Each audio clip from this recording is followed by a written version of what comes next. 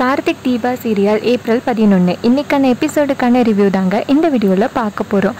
நம்ம அபிராமி கிட்ட நம்ம கார்த்தி சொல்கிறாரு, அம்மா என்ன பிரச்சனை இருந்தாலும் நம்ம எல்லாரும் சேர்ந்து ஒன்றா ஃபேஸ் பண்ணணுமா, அதை விட்டுட்டு எப்படிமா என்னை விட்டு பிரியணும்னு உங்களுக்கு தோணுச்சு அப்படின்னு. அதுக்கு அபிராமி சொல்கிறாங்க, இங்கே பாரு கார்த்தி, ஏற்கனவே அந்த அருண் சொத்தை பிரித்து கேட்டான், அடுத்து ஐஸ்வர்யாவும் கேட்டார், இந்த வாட்டி ஆனந்தும் கேட்டுட்டான்.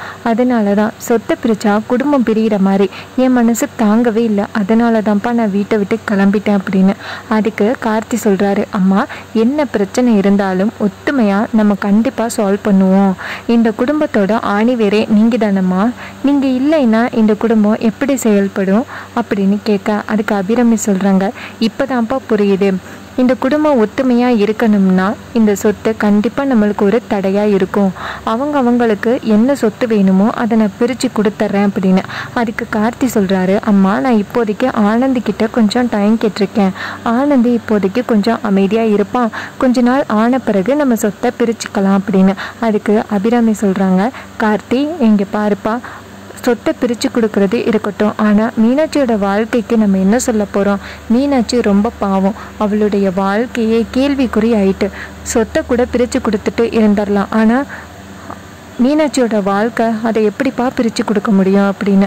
அதுக்கு கார்த்தி சொல்கிறாரு, அம்மா அந்த ரியா பற்றின உண்மைகள் இன்னும் ஆனந்துக்கு தெரிய வரலை.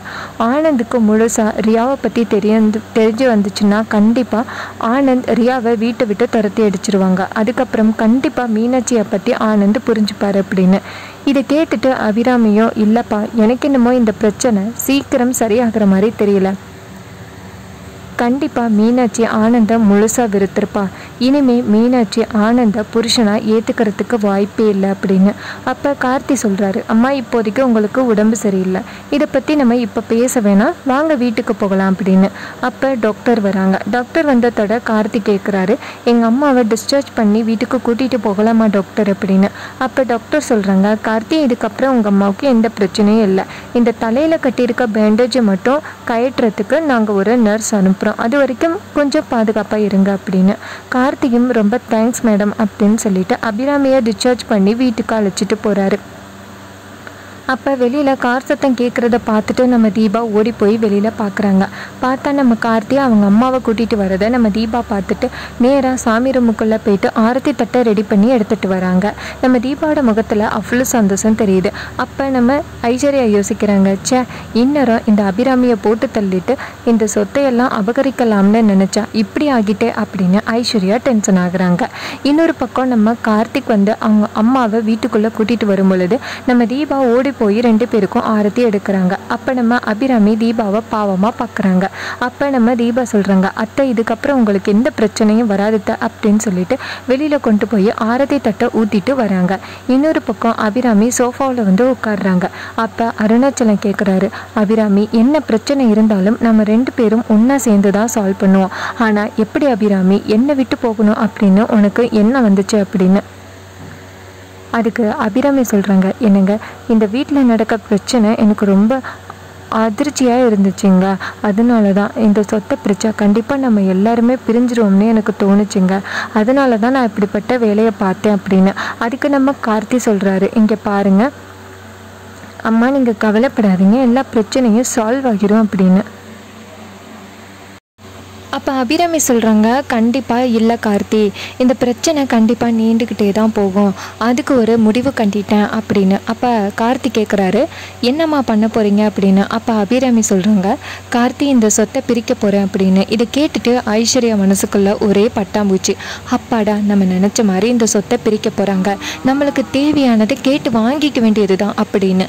இன்னொரு பக்கம் கார்த்தி சொல்கிறாரு, அம்மா அதுக்கான அவசியம் இப்போ கிடையாதுமா, நான் ஆனந்துக்கிட்ட பேசிட்டேன் அப்படின்னு. அப்போ ஆனந்த் சொல்கிறாரு, கார்த்தி அம்மாவே சொத்தை பிரித்து தரேன்னு சொல்கிறாங்க, உனக்கு என்ன அப்படின்னு. அதுக்கு அபிராமி சொல்கிறாங்க, ஆமாம் கார்த்தி இந்த சொத்தால் தானப்பா எவ்வளோ பிரச்சனை நடந்துக்கிட்டு இருக்கு, நான் சொத்தை பிரித்து கொடுத்துட்றேன், இதுக்கப்புறம் வீட்டில் எந்த பிரச்சனையும் இருக்காதுப்பா அப்படின்னு. இதை கேட்டுட்டு கார்த்தி சொல்கிறாரு, அம்மா எதுவாக இருந்தாலும் பார்த்து முடிவு பண்ணுங்க, ஆனால் நான் சொத்து கேட்கல அப்படின்னு. அப்போ அபிராமி சொல்கிறாங்க, கார்த்தி நீ எப்படிப்பா சொத்து வேணாம்னு இருக்க முடியும், எல்லாருக்கும் சரி பங்கா என்னென்ன கொடுக்கணுமோ அதை நான் கொடுத்துருவேன் அப்படின்னு. அப்போ ஆனந்த் சொல்கிறாரு, என்ன சரி பங்கா, இந்த வீட்டோட மூத்த மகன் நான், அதன்படி தான் எனக்கு சொத்து வேணும் அப்படின்னு. அப்போ அபிராமி சொல்கிறாங்க, நீ மூத்த மகனாக இருந்தாலும் இந்த வீட்டில் அதிகமாக காஸ்மெட்டிக்ஸ் கம்பெனியில் உழைப்பு போட்டது கார்த்தி மட்டும்தான், அதனால கார்த்திக்கு தான் பாதி சொத்து போகும் அப்படின்னு. இதை கேட்டுட்டு ஐஸ்வர்யா சொல்கிறாங்க, அத்தை என்ன சொல்கிறீங்க, அவர் அதிகமாக உழைச்சா அவருக்கு தானா, இங்கே பாருங்கள், இந்த காஸ்மெட்டிக் கம்பெனியில் உழைக்கலைன்னாலும் இந்த வீட்டோட 2வது மகன் அருணுக்கு நீங்கள் அரை சொத்து கொடுத்து தான் ஆகணும் அப்படின்னு. அப்போ அபிராமி சொல்கிறாங்க, இங்கே பாரு ஐசு, நீ இந்த விஷயத்தில் தலையிடாத, யாராருக்கு என்னென்ன கொடுக்கணும்னு எனக்கு தெரியும் அப்படின்னு. அப்போ நம்ம கார்த்தி சொல்கிறாரு, அம்மா எனக்கு ஒரு பங்கு கூட சொத்து வேணாம் அப்படின்னு. அப்போ தீபா சொல்கிறாங்க, ஆமாத்த நீங்கள் சொத்தை பிரிக்க வேணாத்த அப்படின்னு. அப்போ அபிராமி சொல்கிறாங்க, நான் சொன்னது தான் அப்படின்னு. அதுக்கப்புறம் வீட்டுக்கு லாயர் வராரு. லாயர் வந்ததோட அபிராமி சொல்கிறாங்க, வாங்க சார், இது மாதிரி வீட்டில் சொத்து பிரிக்க போகிறேன், ஏற்கனவே அந்த உயிலில் எல்லாமே எழுதி வச்சுருக்கேன் அப்படின்னு.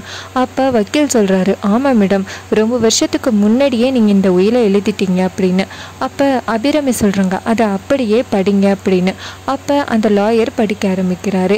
இது மாதிரி இந்த வீடு அபிராமிக்கும் அருணாச்சலத்துக்கும், காஸ்மெட்டிக்ஸ் கம்பெனி கார்த்திக்கும் தீபாவுக்கும் அப்படின்னு. இதை கேட்டுட்டு அங்கே உள்ளவங்க ஷாக் ஆகுறாங்க. அப்போ ஐஸ்வர்யா கேட்குறாங்க, அத்தை இதெல்லாம் அநியாயம், இது மாதிரி காஸ்மெட்டிக் கம்பெனியை நீங்கள் எப்படி வந்துட்டு கார்த்திக்கு மட்டும் கொடுக்கலாம் அப்படின்னு. அதுக்கு அபிராமி சொல்கிறாங்க, இந்த காஸ்மெட்டிக் கம்பெனியை ஒரு லெவலுக்கு கொண்டு வந்தது கார்த்தி மட்டும்தான், அதனால கார்த்திக்கு மட்டும்தான் உரிமை இருக்குது அப்படின்னு. அப்போ ஆனந்த் கேட்குறாரு, இங்கே பாருமா, இதெல்லாம் அநியாயம், எனக்கு வேண்டிய சொத்தை நான் வாதாடி வாங்கிக்கிறேன் அப்படின்னு. அப்போ அபிராமி சொல்கிறாங்க, உன்னால் முடிஞ்சதை பாரு அப்படின்னு. அப்போ தாங்க நம்ம தீபா வராங்க. இங்கே பாருங்கள், யார் என்ன பண்ணாலுமே இந்த சொத்தை பிரிக்க நாங்கள் விட மாட்டோம் அப்படின்னு. அப்போ கார்த்தி சொல்கிறாரு, ஆமாம், இந்த சொத்தை பிரிக்க நாங்கள் விட மாட்டோம் அப்படின்னு. அப்போ ஆனந்த் சொல்கிறாரு, இங்கே பாருங்கள், நீங்கள் 2 பேரும் தேவையில்லாமல் தலையிடாதே அப்படின்னு. அப்போ வக்கீல் சொல்கிறாரு, மேடம், இந்த வீட்டில் நிறைய பிரச்சனை இருக்கும் போல், எல்லாத்தையுமே சார்ட் அவுட் பண்ணால் மட்டும்தான் இந்த சொத்தை பிரிக்க முடியும், ஒரு வேளை ஸ்டே ஆர்டர் போட்டால் இதனால் பிரச்சனை வரத்துக்கு வாய்ப்பு இருக்குது அப்படின்னு. அப்போ டக்குன்னு நம்ம கார்த்தி சொல்கிறாரு, அப்போ நானே இந்த சொத்து மேலே ஸ்டே ஆர்டர் போடுறேன், பிரிக்கக்கூடாது அப்படின்னு. இதை கேட்டுட்டு ஆனந்த் ஷாக் ஆகுறாரு. அப்போ ரியா நினைக்கிறாங்க, சே, இந்த வீட்டுக்கு வந்ததே சொத்தை அனுபவிக்கிறதுக்காக தான், அதுவே இல்லாமல் போயிட்டுன்னா எதுக்கு இந்த ஆனந்த் அப்படின்னு நினைக்கிறாங்க.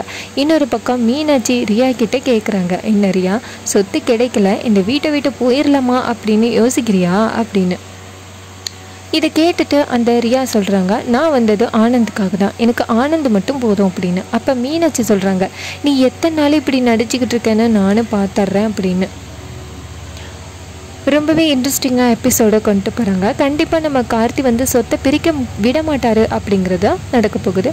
இதே மாதிரி இனிமேல் அப்டேட்ஸ் வேணும்னா இந்த சேனலை சப்ஸ்கிரைப் பண்ணிக்கோங்க. தேங்க்யூ ஃபார் வாட்சிங்.